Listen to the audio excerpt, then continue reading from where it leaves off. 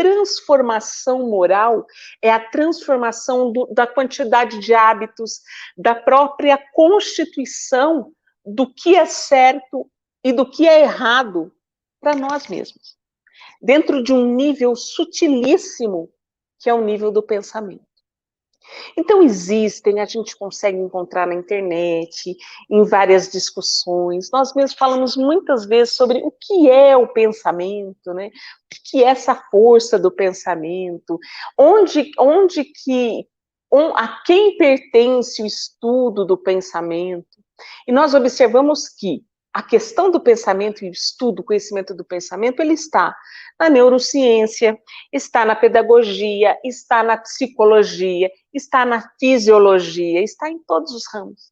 E dentro da nossa filosofia científica, que é a filosofia espírita, Emmanuel dizia, né, uma vez, numa conversa que ele teve com o André Luiz, que sobre a matéria eles já estavam bastante adiantados. Agora, sobre o pensamento, eles estavam caminhando ainda no conhecimento dos pensamentos, de onde vinha, né, como se formava. Então, penso eu, se no plano espiritual e Emmanuel está conhecendo agora sobre o pensamento e sobre a mente, imagine nós, né, embora através dessas várias apostilas que foram nos dadas de presente, né, através da psicografia do Chico, muito já se explique sobre o que é o pensamento, a concepção do pensamento. E muitas coisas ainda são difíceis para que nós possamos entender nesse momento em que nós vivemos, porque muito do que o André Luiz nos trouxe, muito do que Emmanuel nos trouxe, através da psicografia do Chico, a ciência está agora explicando e ratificando, e é claro que nós materializados que estamos, nós sempre vamos através da prova, né? A Marlene Nobre dizia uma coisa tão linda, né, gente? Como nós estamos dentro da AME, eu não posso deixar de falar da Marlene, que ela falava assim, é preciso muita fé para acreditar que um átomo se transforma num homem, né? Que não existem outras forças, né? Que o materialismo por si só, né? Que é o materialismo do átomo, né? É preciso muita fé para acreditar que só um átomo, só a força da matéria pode constituir o ser humano como ele é. Então, nós sabemos que nós não temos tanta fé assim, e é por isso que a ciência caminha lado a lado, e ótimo, é a nossa limitação, né? Para entender, receber, desde lá da época do Chico, que a gente precisa das confirmações da ciência, para que essa divulgação do Chico, essa divulgação de Emmanuel e de André Luiz, sejam dadas, né, a todos de maneira mais lúcida. Então, as revelações nos foram dadas. Como que nós vamos acompanhar essas revelações, acreditar e conceber essas revelações? Cada um tem um tempo, né? E às vezes a ciência é mais uma das caridades do Todo-Poderoso, de infinita bondade, para dizer, meu filho amado, eu te mandei algumas revelações, mas eu ainda te dou as comprovações científicas, mesmo que tardiamente, para que você entenda como as coisas se processam. Porque a ciência, ela vai, cada dia que passa, confirmando tudo que nós tivemos já dito pela espiritualidade.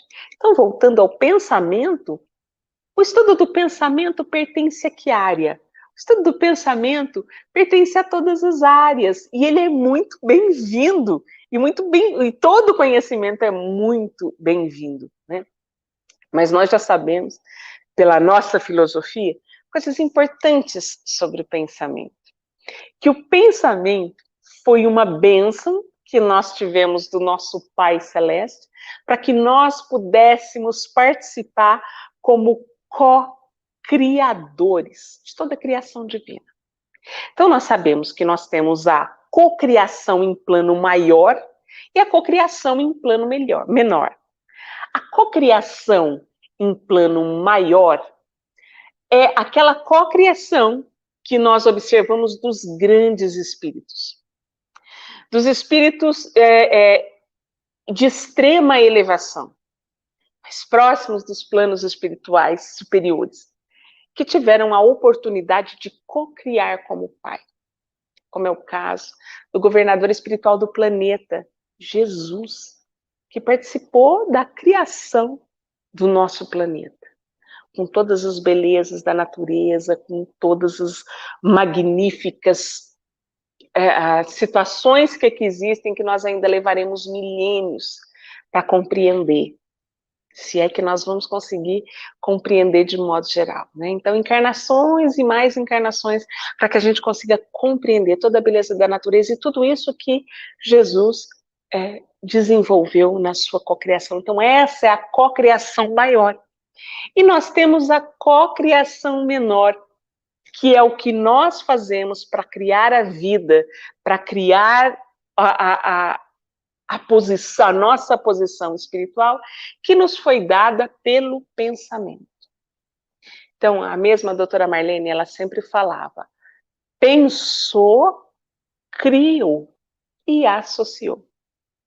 E aí, falando de uma maneira muito simples, toda vez que nós pensamos, nós projetamos, nós criamos uma imagem ou modelo mental, uma impressão mental que nos acompanha juntamente com os nossos corpos e fica e se nos envolve de forma que, funcionando como antenas que somos, nós transmitimos e recebemos essas imagens que nós projetamos.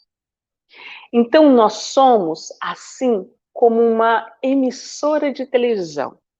Só que uma emissora de televisão muito mais potente do que a que a gente tem, né?